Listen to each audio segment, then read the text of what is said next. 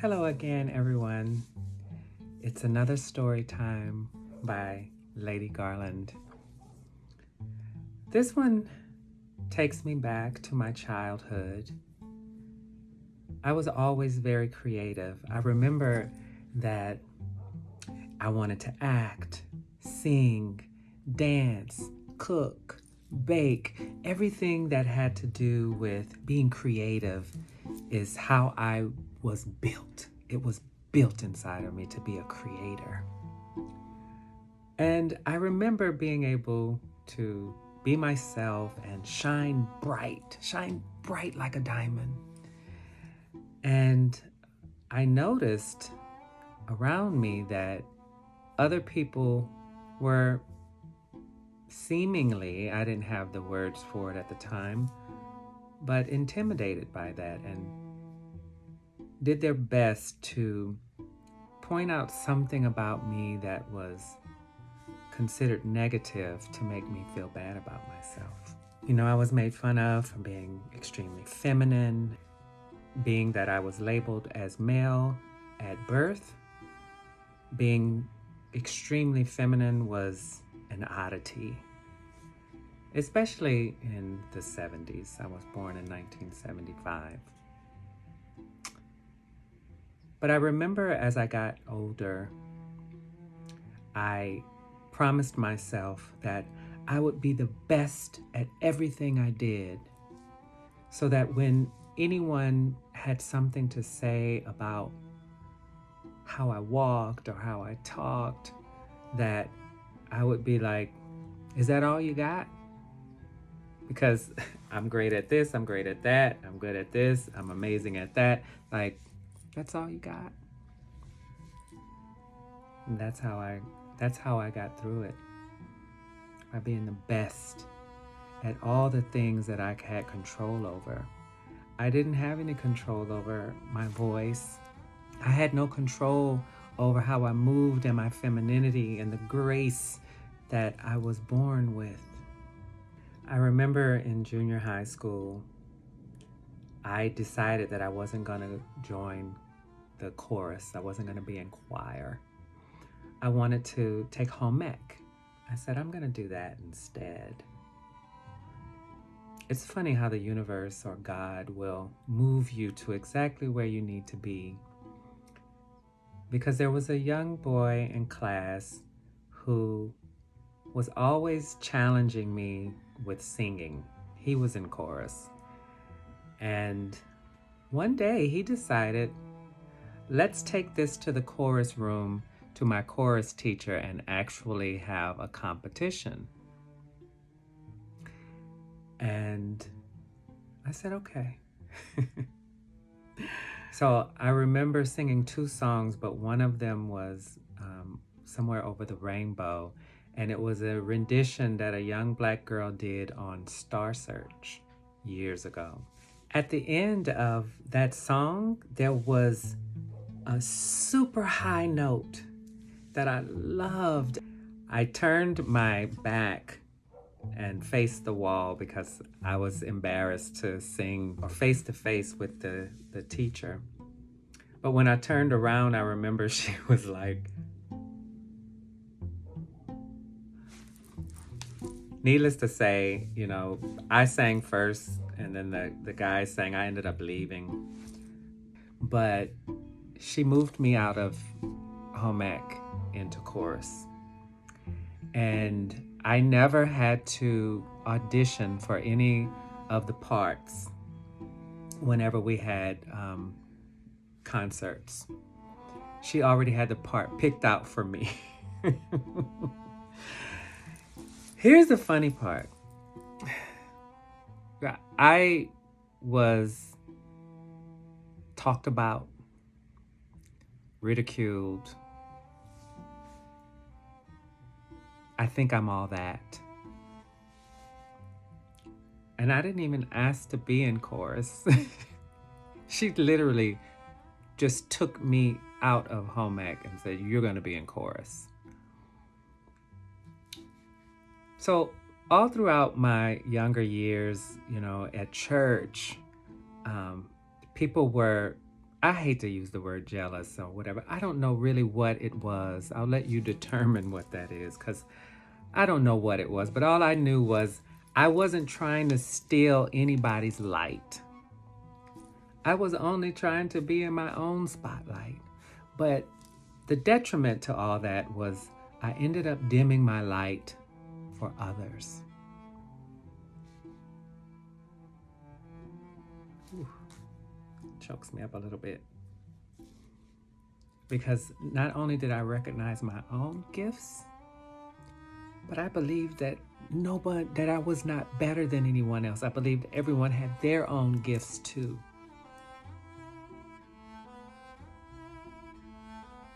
But instead, they had negative things to say about me. The common thing that was always said was that I think I'm all that. But you know what? Recently I realized that it was never me thinking I was all that. They knew I was all that, but I didn't know. So we're going to fast forward all the way to today. I'm 47 now. And I'm just getting to the point where I'm comfortable with letting my light shine bright again. Here's the thing. In order to get there, in order to get back to that place of allowing my light to shine bright, I had to go through a lot. I had to go through a lot of self-evaluation. I had to let go of everything that was for my survival. I went under the radar, but I kept moving forward. I was wanting people to come with me, but they chose not to come. It wasn't that they didn't have the same capability as me. They just chose to stay still. They chose to hold on to the old teachings, the old laws. And I chose to break them and find more enlightened ways that helped me to feel lighter in myself, to continue to move forward, even though I felt alone often. But I was fortunate. I had mentors to be dropped in my path. I had self-help books. Because the truth is, none of us arrived to where we are alone. But let me tell you one person and one entity that has stayed constant in my life, and that is God. No matter how alone I felt, I always knew and believed that God was right there with me. And all these people who were in church with me, all these people who I had grown up with, I was thinking that everybody felt God in them like I felt God in me. But it was not the same. Although we all had the same start and we all have been given the Holy Spirit inside of us, I believed it. And most people, they didn't. They were just talking about it as if they believed it because they were told that they are supposed to believe it. But I really believed in that power inside of me. But for years I suppressed it or kept it to myself because I felt like no one could hear me. No one would believe how real God is like me. And so there's many people that I had to leave behind. There was a song I used to sing that said, they said I wouldn't make it. They said I wouldn't be here today. They said I'd never amount to anything. But I'm glad to say that I'm on my way. And I'm growing more and more each day. There were many that started out with me, but now they've gone astray. But I'm still holding on to his hands. I was a kid when I was singing that song. Had no idea how many people would be left behind because they didn't believe the way I did. They didn't really and truly believe that God is real. But he is. She is. They are real. So as I sit in this new space of realizing my full potential and capacity and allowing my light to shine at the brightest that it could ever shine, and having a strong foundation in it, no longer concerned about what other people think about me. And boy, did I worry about what people thought about me until I had panic attacks trying to please people. But here's the thing, is that I wanted all the people who I cared about to come with me. I did. I tried. I was giving them what I got. I was giving them what I had. Even wanted to hold some of their hand and drag them along with me, but it was never my responsibility to carry others to the other side. But I tried. Oh, did I try? My friend Sharon and I have devotion every morning, and she said something to me that I never realized about myself. She said, Garland, you know, all of us that were concerned about helping others get to the other side, we saw their light, we saw their capabilities, and we tried to get them to the finish line. But what we did was we put our baggage down and just started helping the other people and neglected ourselves. She said, but you never did that. She said, you actually were helping people and you were helping yourself at the same time. Ooh, that gives me the chills, because it's true. I couldn't have broke the ceiling if I neglected myself. And I thought I was neglecting myself, but I never was. I just went under the radar. I dimmed my light to make people think that I wasn't as powerful as I am.